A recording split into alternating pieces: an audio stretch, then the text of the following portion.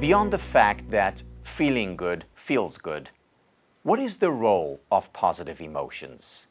This is a question that psychology has largely ignored throughout its history, focusing primarily on psychopathology, on anger, anxiety, sadness, and such.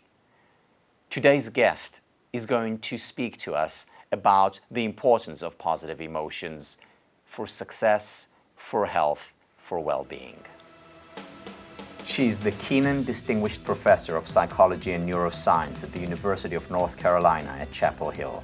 She has published more than 100 peer-reviewed articles and book chapters, and her books have been translated into more than a dozen languages.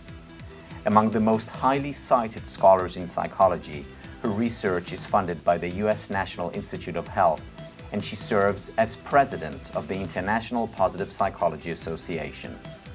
It is a great privilege to have Professor Barbara Fredrickson on Happier Talk. Hi, Barbara. Thank you so much for joining us today. Happy to be here. So, Barbara, you've been a pioneer in the area of positive emotions. Maybe we can start by talking about why positive emotions are so important beyond the fact that it feels good to feel good. Right. Well, certainly, they're uplifting, warm-hearted states, and we'd rather feel those than feel pain and, suffering. But I got interested in this very early on when psychology was beginning to appreciate emotions again, because there was many, many decades in psychology where they were just off limits for scientific study. And I noticed that the only emotions people were talking about were negative emotions. And we were developing theories of why humans have emotions, how it contributes to, how it contributed to our ancestors' survival. There were no explanations for positive emotions, no satisfactory explanations for positive emotions. So that's what drew me in, really the intellectual puzzle about, why is this a universal human experience? What benefit does it have? And what did you find? What are the benefits? Yeah. Why evolutionary speaking? Right. Why? Well, when I first started, a lot of people would say, well, negative emotions are about survival, positive emotions are about reproduction. And I thought, there's got to be more to it than that, because we experience positive emotions in so many contexts, not just related to mate selection and mate retention. And so I got interested in trying to solve the riddle of how positive emotions contributed to survival, even though they occur in situations that are not life or limb threatening. And what I noticed from my own work and from the work of a few others who were looking at this, that one aspect of positive emotions is that they broaden our awareness. We knew already that they contributed to creativity and an enlarged sense of self, or an expanded sense of self. And so I thought this might be a clear aspect of positive emotions that contributed somehow to their ability to impact on survival. And what I've learned, what I proposed with my broaden and build theory and then tested in the laboratory and in field experiments, is that positive emotions do open awareness. We see this in brain imaging studies, we see it in eye tracking studies and behavioral studies, and that little by little, these uplifted states that open our awareness, even open the way we move in the world in terms of the way we carry ourselves, they contribute to increases in resources and resilience. And so when you later face difficult situations, which are inevitable, I mean, we all face difficult situations, we have more resources to bring to those situations. So simply, not because we had to try to build up our resources, but that by nature's design, we have moments in our lives that help us build social connections and social alliances, that help us learn our environment, that help us to become physically stronger and healthier. And when we have those alliances and those understandings of our environment, we're better equipped to deal with adversity. More resilient. So what are some of the interventions? What are some of the things that we can do in our life to enhance positive emotions? Yeah. There are a lot of things, but I want to emphasize that emotions are highly individualized, that there's not one thing that's going to work for everybody, And it's really important to engage in sort of a self-study about what is it that brings you joy, what makes you grateful. So with that in mind, I think it's important to not necessarily think about the activities, but think about how those activities register in an embodied, authentic, emotional way for you. And when they're registering in an authentic, positive emotion way, they're going to be useful down the road in terms of building our resilience, helping us be better versions of ourselves. So perhaps a recommendation could be, well, we can think back to periods in our life or moments in our life where we felt positive emotion, and then just ask, how can I have more of these? How can I replicate these? Right. What could I do now that would bring back this feeling? One of the most easy emotions to cultivate out of thin air, though, is to change the way you're thinking of your current circumstances and shift towards, what in my current circumstances are a blessing to be cherished or a gift to be treasured. And that kind of reframing the ordinary into a benefit or the extraordinary helps us to feel gratitude, appreciation. And so that's one that's almost always readily available if we tune our eye to what are the blessings in this situation, what are the opportunities.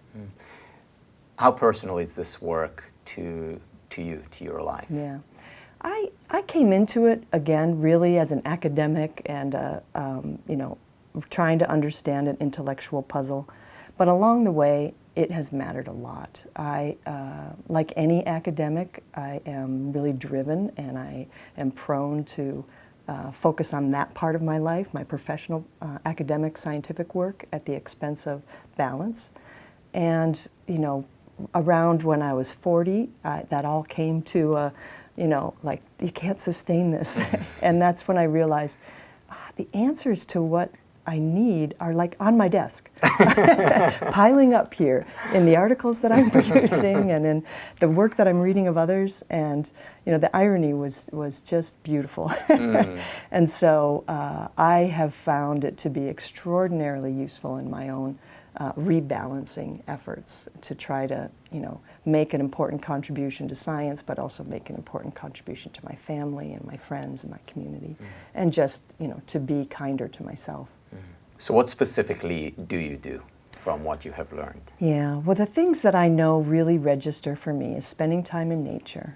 And so I take hikes in the woods, I run, but only through the woods. And I have a meditation practice that really started after I started studying meditation. And I thought, well, I should experience what I'm asking my participants to do. And so I learned meditation alongside our participants, and not in the same sessions, but at the same time. And that really made a difference for me. I first also encountered Jon Kabat-Zinn's work, and in the very first positive psychology course that I taught in 2000, I had assigned my students to take something that should improve their wellness or their positive emotions and practice it for 3 weeks, to keep a baseline record of what their emotions were for 2 weeks, to practice something new for 2 to 3 weeks, to stop practicing and then keep, recording their emotions. And I did that assignment along with them with some old cassette tapes I had of Jon Kabat-Zinn. And that's where I noticed empirically it made a big difference in my days. It made a big difference in terms of the calmness I could bring after a hectic day. So, you've been doing a lot of work on love. Your book, Love 2.0, really affected me deeply, and I know many other people. Can you talk a little bit about that important emotion, that important positive emotion? Yeah. My perspective on love really comes out of a serendipitous focus in my research on loving kindness meditation. I first learned of that in a faculty seminar in integrative medicine, and I had been at the time trying to test the build part of my broaden and build theory with interventions that, on paper should have worked, but changing people's emotional habits is not easy to do. You can't just say, okay, starting next Tuesday, I'm going to be a happier person. You have to put in effort and sustained attention to that. And so I learned of loving kindness meditation there, and I thought, I could use this to test my theory. So I was first interested in it just as a way to, again, push my understanding of the value of positive emotions further. But true to form, this loving kindness meditation didn't just let me use it for my purposes. It started to teach me things that I had not considered previously. And I have come to see the sort of momentary essence of love to be micro moments of positive connection with others, where you share a positive emotion or share a positive sentiment, that there's a sense of mutual concern or care, and sometimes seen and sometimes unseen, a synchrony between the way people are moving, between their neural firings, their physiology, and that there's a way in which when you're experiencing those shared positive states, that you really come to be acting as one, kind of moving to the same rhythm, understanding the same things at the same time through a close attention. And that, I think the benefit of viewing love in these micro moments of what I call positivity resonance is that that helps us see how it is that we build trust, commitment, bonds, or a sense of safety in our communities. Those things are kind of elusive, abstract things that we all want, but being able to see that they come from these, the accrual of these small experiences, I think can be particularly eye-opening. And our research is beginning to convince me that not all positive emotions are created equal. At first, when I started my research career, I really thought all of the positive emotions were equally beneficial. And I now think that, we have this super positive emotion, the ones that we share in concert with others. And that, I think, is even, our research is beginning to suggest that those are even more important for our physical health than our day-to-day positive emotions, which are also beneficial. But it's kind of like kind of super nutrients in these micro moments of positivity resonance. And what it also does, it in a positive sense, lowers the bar on what is love. So love is not just that once in a lifetime event, but it could be a daily, even momentary experiences. And then we can seek them and bring them on. Our broader cultural narrative of love is really excluding lots of people, because I looked into the prevalence of people being in a romantic relationship, whether married or not, and of adults, it's fewer than 50%. So that's 50% who are haven't found that soulmate, or have since lost that soulmate, or just are in other ways just living solo, and our popular script of love just excludes half of our country. And so I really do like the idea of lowering the bar and changing the focus.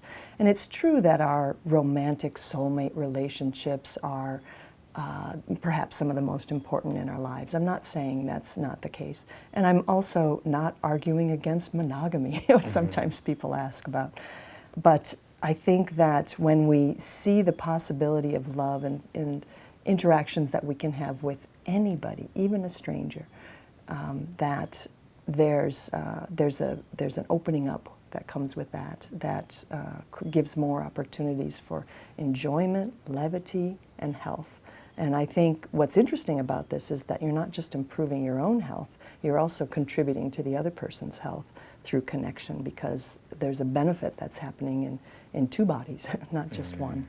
So that is, I think it is really important to kind of offer this new perspective, or the upgrade, which is why it's 2.0. Yeah. So, Barbara, you're a role model to me and to so many others in the field of positive psychology and psychology in general. Can you tell me perhaps about one of your role models? I have so many. One person who inspires me quite a bit is Jane Dutton at University of Michigan. She wrote an article about how I see her as breathing life into situations, breathing life into one's work and breathing life into friendships and collaboration. So she's one of my role models. And I also have my former mentors who I still have their voices in my head that help me, navigate different situations. And I think, how would Bob do this? How would Laura do this? How would Neil do this? So that kind of stays with me all the time. Well, thank you, and thank you very much for breathing life into positive psychology, into emotions, and into love. Yeah, and thank you for bringing this out there to more and more people. Thank you all for watching Happier TV. For more interviews, for more reflections, for more questions and answers, please join us again. Take care.